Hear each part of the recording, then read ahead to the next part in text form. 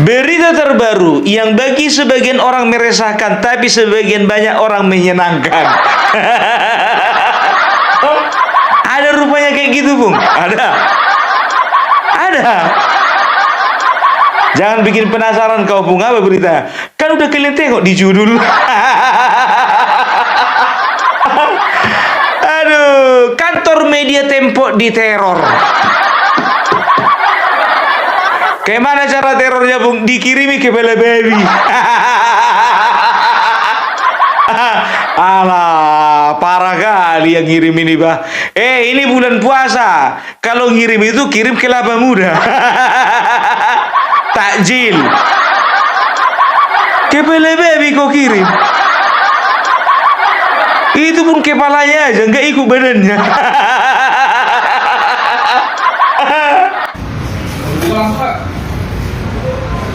Dulu Pak.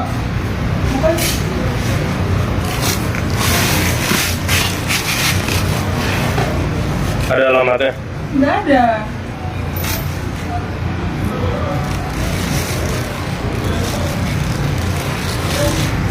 Apa bang? Daging. Kepala babi kan? Iya. Coba buka. Iya ini. Tuh. Babi kan? Buat salah ya. Ya.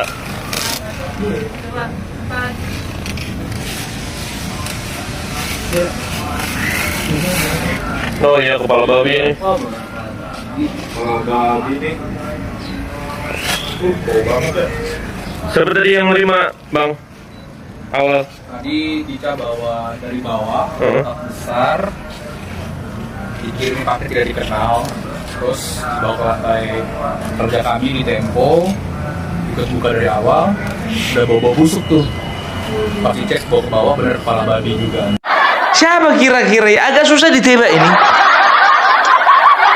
Kalau misalnya kepala banteng yang dikirim udah bisa kita tebak, siapa yang ngirim? Ini kepala babi. Partai mana yang lambangnya kepala babi?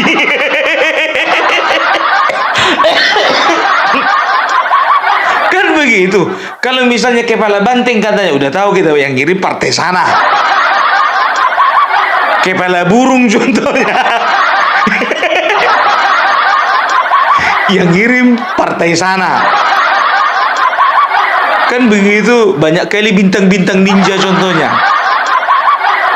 Oh, yang ngirim partai sana, kan begitu. Bintang, partai umat.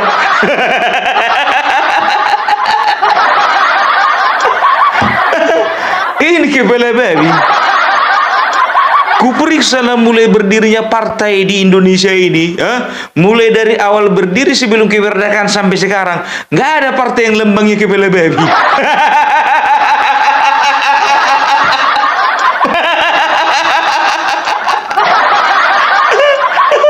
Aduh, makanya ini sangat misterius gitu loh, ya kan? Tapi jujur aja lah aku bilang, ya, kami sebagai masyarakat, cemana mau kami bilang, nggak ada yang bisa kami bantu.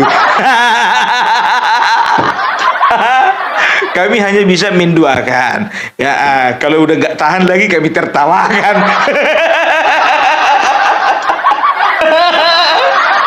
Kami bukan tertawa dengan terornya ya, enggak. Kalau masalah teror itu kami kecam itu.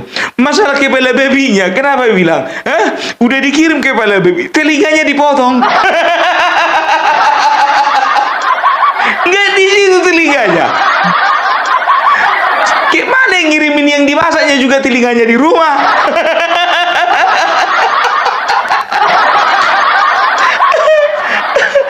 Telinganya dipotong. Ini namanya efisiensi.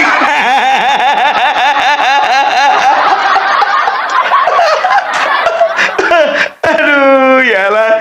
Jadi mereka sudah melapor kepada kepolisian ya, dan juga kepada KKJ, Komite Keselamatan Jurnalistik ya, jurnalis. Jadi kalau bisa dikatakan jujur aja lah ya, begini, ada beberapa pendapat. Ini pendapatku pribadi, aku punya hak ya untuk berpendapat. Ya, jadi pendapat pertama, opiniku seperti ini. Ini sebetulnya mereka yang bikin ini. Kerja mereka ini. Ya, kenapa bilang? Kan kita udah tahu ya bagaimana mereka saat ini ya selalu menyerang pemerintahan, selalu menyerang Bapak Joko Widodo, kan begitu. Nah, dan akhirnya mereka tidak mendapat simpati dari masyarakat, kan begitu. Tidak mendapat simpati masyarakat, dan juga kalau nggak salah yang kedua, donatur sudah berkurang. Dari mana Pung tahu? Salah satu yang mendonasi, ya salah satu donatur daripada majalah Tempo, menurut informasi adalah USAID. Ya, USAID ya itu juga yang mendanai OCCRP. Kan begitu ya. Jadi USAID ini pusatnya ada di Amerika Serikat.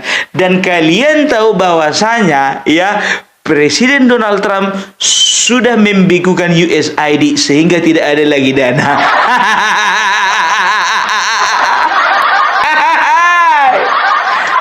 Koreksi aku kalau memang bahasa membekukan itu salah, koreksi aku. Yang penting gak ada lagi mengalir dana.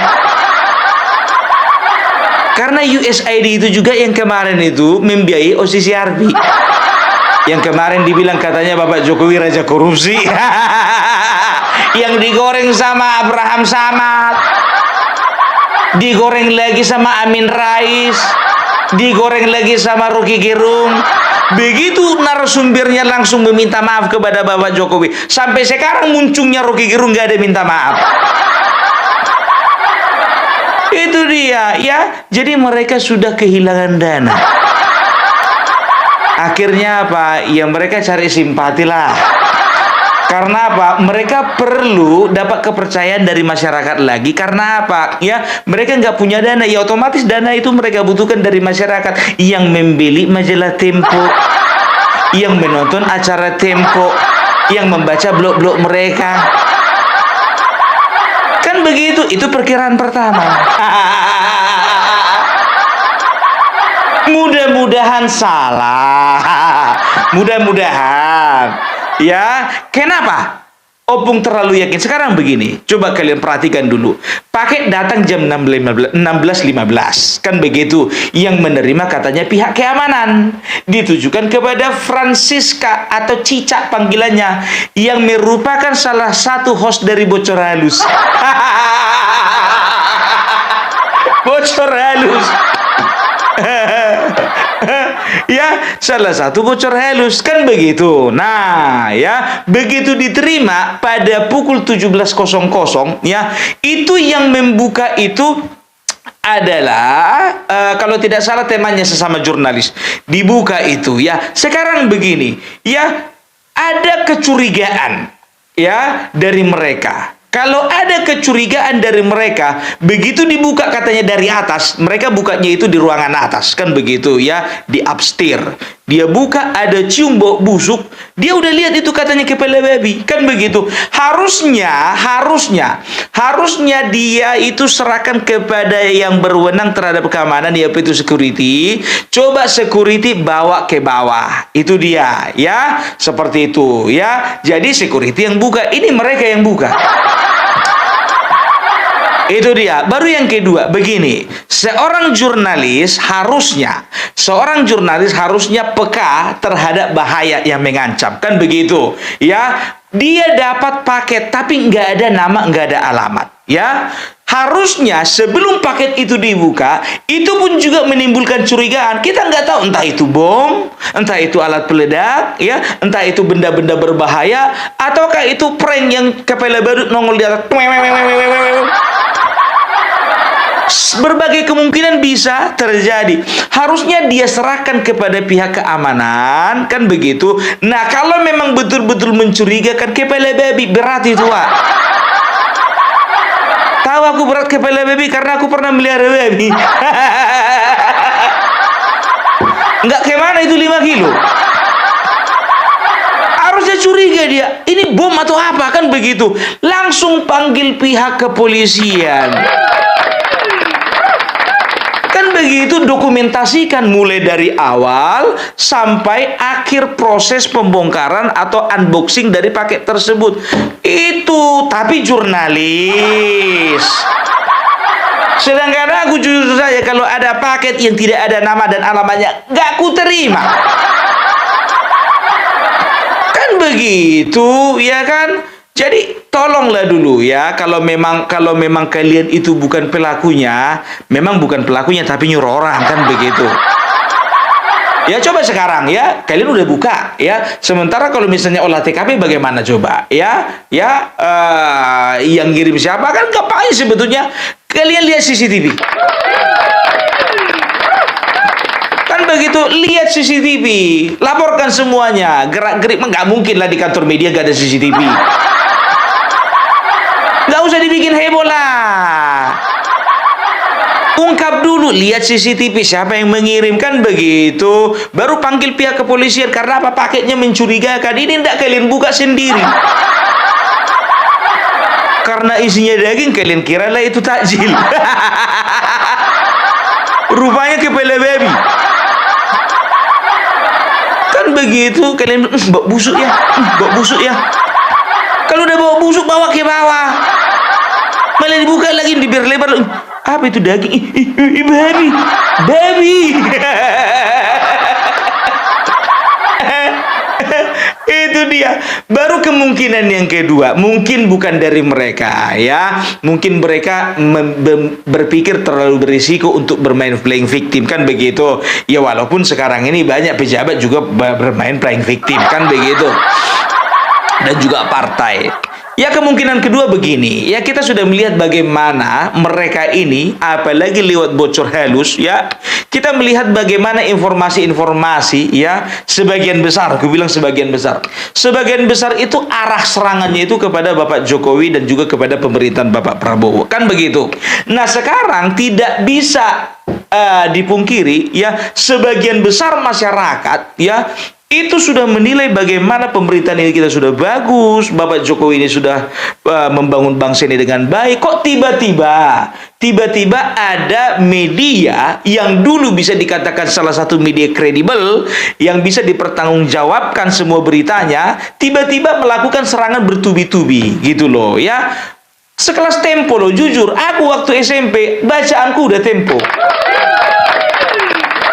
Udah Tempo gitu loh, bukan sekarang aku baca, dari dulu aku baca Tempo, ya kan begitu. Dari mulai sampulnya aja kita sudah bisa menggambarkan bahwasanya tulisan-tulisan di dalam Tempo itu penuh makna, kan begitu. Nah makin kesini makin banyak yang menilai. Nah ada saja orang-orang yang mengungkapkan kemarahan, ya mungkin lewat konten, mungkin lewat tulisan, mungkin lewat postingan, mungkin lewat komentar-komentar ya di dalam acara kalian bocor halus, kan begitu. Tapi mungkin saja ya ada orang oknum yang sudah tidak bisa lagi menahan amarahnya. Ya nggak bisa menahan amarahnya ya. Jadi kalian katakan, kan katanya mereka sudah melaporkan 2 kali kejadian. Katanya kalau nggak salah salah satu dari mereka pun juga mengalami musibah. Katanya kacanya dipecah, kan begitu. Kita nggak tahu sampai sekarang kebenarannya bagaimana, karena informasinya sampai sekarang pun belum dapat siapa yang mecahin kacanya. Kan begitu ya, entah itu tukang copet, entah itu tukang jambret, nggak tahu juga kita. Jangan langsung kita bilang itu teror, kan begitu. Tapi kalau udah kayak gini memang udah teror namanya ini. Jujur gue bilang ini teror. Gimana pun juga, apalagi telinga babinya dipotong.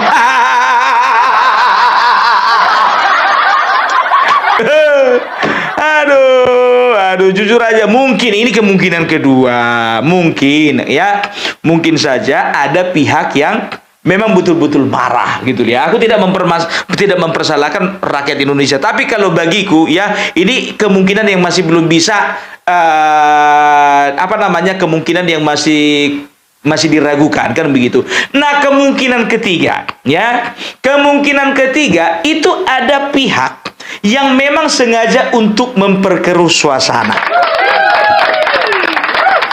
Ya, itu dia. Yang sengaja untuk memperkeruh suasana. Karena kita tahu, media Tempo bersama dengan pemerintahan, bersama juga dengan media-media yang bisa dikatakan media-media netral ya, itu kan berseberangan saat ini ya. Jadi ada pihak ini hati-hati ya, hati-hati.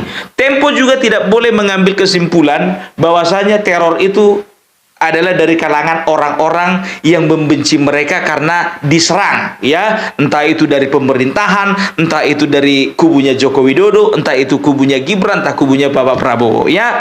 Harus positive thinking kan begitu ya. Jadi kalian itu harus berpikir juga bahwasanya ada kemungkinan besar orang-orang yang ingin memperkeruh suasana kan begitu, supaya kalian itu lebih lebih tajam lagi menusuk pemerintah, lebih berani lagi kalian untuk menusuk pemerintah. Karena apa? Ya, kalian pasti berpikir bahwasanya oh ini kerja pemerintah, ini kerja kubunya sana, ini kerja kan begitu. Padahal tidak ada. Itu kerjanya orang-orang tertentu yang ingin merusak ya, ingin mengganggu stabilitas jurnalistik di Indonesia. Jadi Opung percaya yang mana, Pung? Kayaknya percaya yang ketiga. Kalau dari mereka kayaknya playing victim kayaknya terlalu berisiko, kan begitu. Kalau dari masyarakat kayaknya aku yakin lah. Apalagi masyarakat rakyat 58% nggak punya sifat seperti itu. Hanya masyarakat 16% dan 24% yang mau melakukan hal-hal konyol.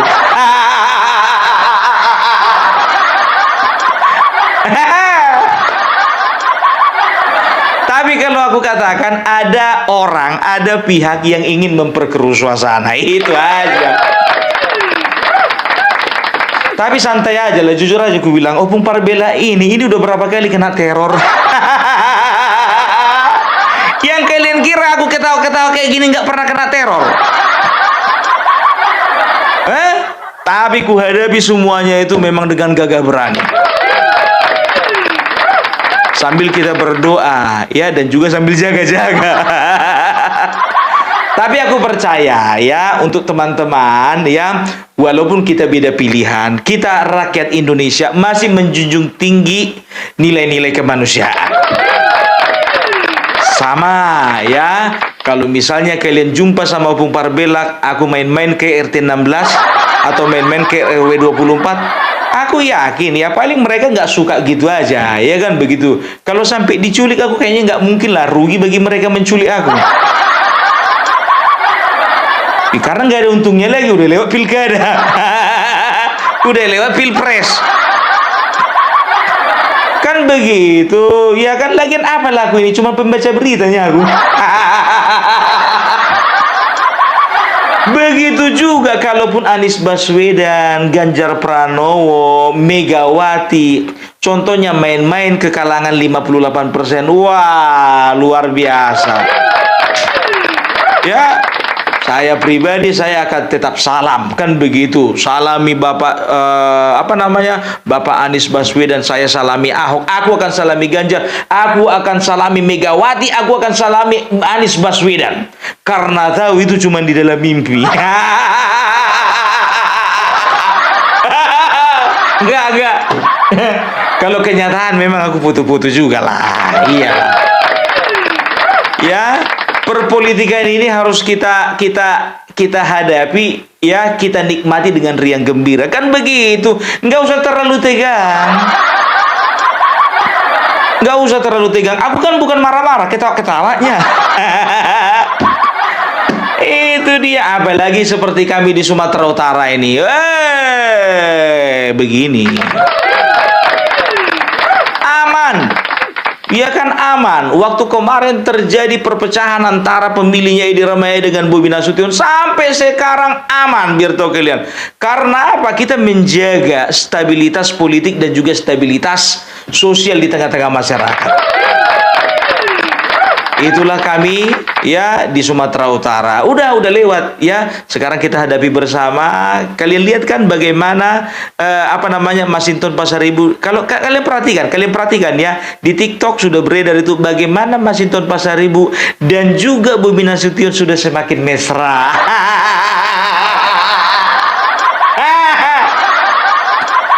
Jangan kita di bawah ini mau dibodoh-bodohi. Kita kadang-kadang mau kita dibodoh-bodohi, kita mau dipengaruhi, sementara mereka di atas sama-sama minum kopi. saksi mata opung Parbelak. Ya, kadang ku ngomong-ngomongi yang ini, ngomong-ngomongi yang itu contohnya kan. Di kedai kopi kami ngopi bareng kami. Itu dia, ini sedikit kesaksian biar tahu kalian, ya kan? Sama seperti si Fritz Alorboy kemarin, biar tahu kalian ya. Fritz Alorboy itu kemarin itu dia itu katakan apa? Anies yang terbaik, Joko Widodo nggak ada apa-apanya. Makan gratis kan begitu. Iya kan? Tapi waktu itu dia itu dia itu staf ahli di Nasdem kan begitu. Ya waktu itu Nasdem berpihak kepada Anies Baswedan karena salah satu pengusung. Kalau dia sebagai staf ahli ya mau nggak mau dia harus bela Anies kan begitu. Nah setelah Bapak Prabowo setelah dilantik menjadi presiden ya, akhirnya Pak Nasdem merapat ke Kim kan begitu. Ujung-ujungnya apa? Yang namanya Fritz Alorboy itu ya, dia akhirnya dukung Prabowo. Jadi nggak ada yang menetap, nggak ada yang kekal. Padahal kalian itu semua banyak di sebelah sana itu sudah terpengaruh sama siapa kan, si Fritz kan? Maju kata si Fritz, maju kalian. Orasi kalian. Jangan menyerah kalian. Padahal nggak tahu kalian kalau aku sama Fritz Alorboy itu berkawan kami biar tahu kalian. Berkawan setelah dia sudah selesai pilpres kan begitu ya. Dia live, dia bilang sama Opung Parbelak, karena Opung Parbelak kemarin pernah serang dia juga ya kan. Opung Parbelak minta maaf ya Opung Parbelak, terima kasih Opung Parbelak sudah menghujat saya karena saya tahu ya itu hanyalah sebuah konten ya, bagaimana kita perang di media ya, tapi bagaimanapun juga kita bersaudara Opung Parbelak. Ya, saya minta maaf sama teman-teman di sebelah sana, Opung Parbelak, karena saya adalah orang Nasdem, maka saya harus berpihak kepada partai saya mendukung Anies Baswedan, kan begitu. Nah, sampai sekarang pun juga kalau misalnya lagi live dia, aku nggak ada nomornya memang, ya kan. Kalau lagi live dia nongol lagu contohnya, Bang Opung Parbelak. Begitu ya, jadi udahlah untuk majalah Tempo ya kan, kalau masalah teror kayak gitu udahlah ya kan, tinggal minta tolong aja sama pihak kepolisian dijaga dulu 24 jam selama 2 minggu.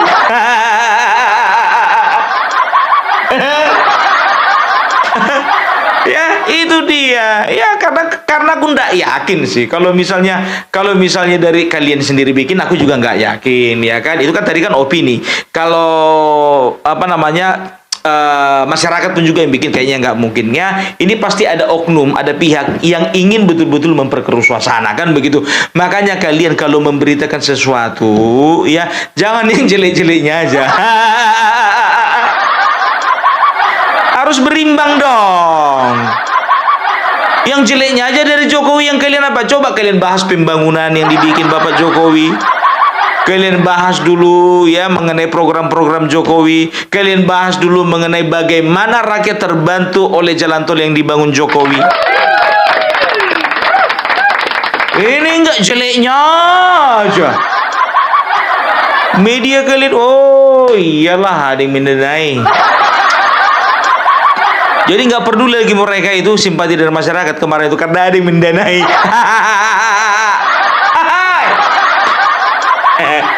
Opung Parbelak ada yang mendanai. Aku bilang sama kalian, sampai saat ini Opung Parbelak tidak pernah menerima dana untuk channel Opung Parbelak.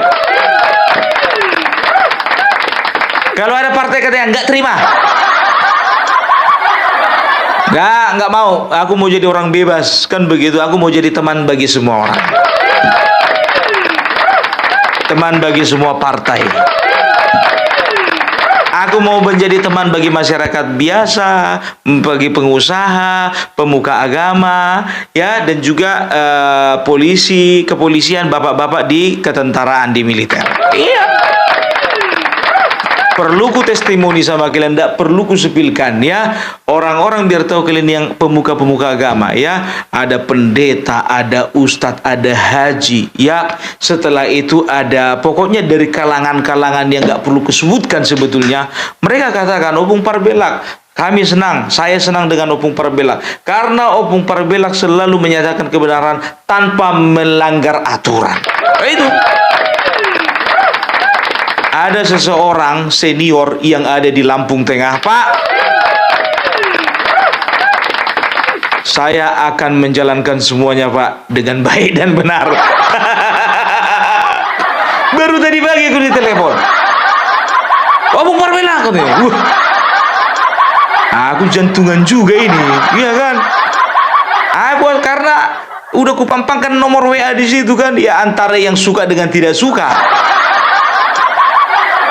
Kan begitu, ya kan? Ada kemarin itu Berto kalian, nggak tahu entah karena dia nggak suka sama aku, ya kan? Dibikinnya lah pura-pura dari apa? Dari kolektor pinjaman online. Sekarang juga aku sedang menuju rumahmu.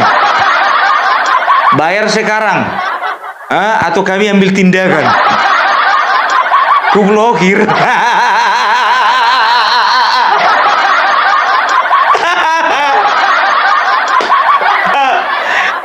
Aduh. Jadi itu ya, jadi untuk Tempo, makanya aku bilang samamu, ini masukan kami sebagai masyarakat ya. Kalau mau memberitakan sesuatu, beritakanlah yang benar. Gitu. Kalau mau kritis-kritisan tahun 98 lawan.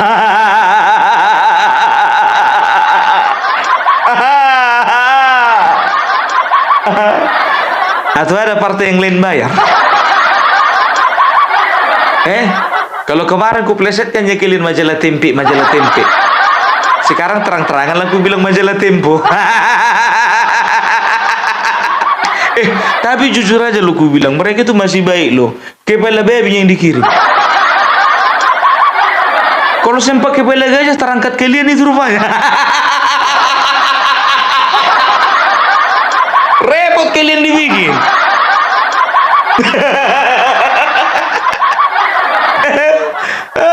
Itu dia, dan kalian itu harus bersyukur karena apa? Yang dikirim itu sama kalian itu cuma kepala babi. Kalau sempat contohnya boneka dikasih kain kapan dicucuk-cucuk pakai jarum,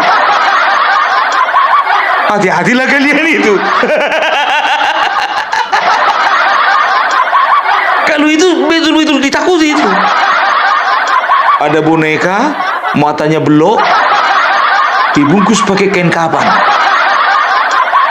5 jarum di sebelah kepala, 10 jarum dicucuk di sebelah badan. Di kaki 2 sebelah kanan, di kaki kiri sebelah kanan ada 2. Apa gak bahaya itu? Aduh, tahu Bung? Nonton film aja, Indosiar.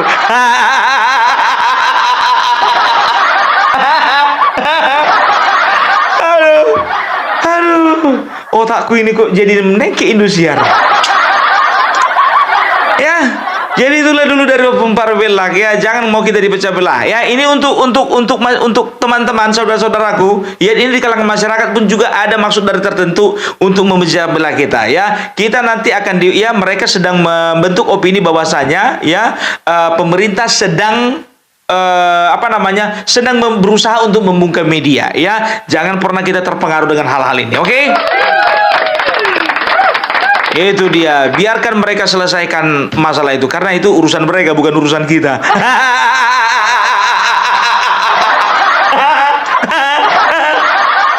Oke, itu dulu dari Opung Parmela. Salam Parmela, salam NKRI, NKRI harga mati.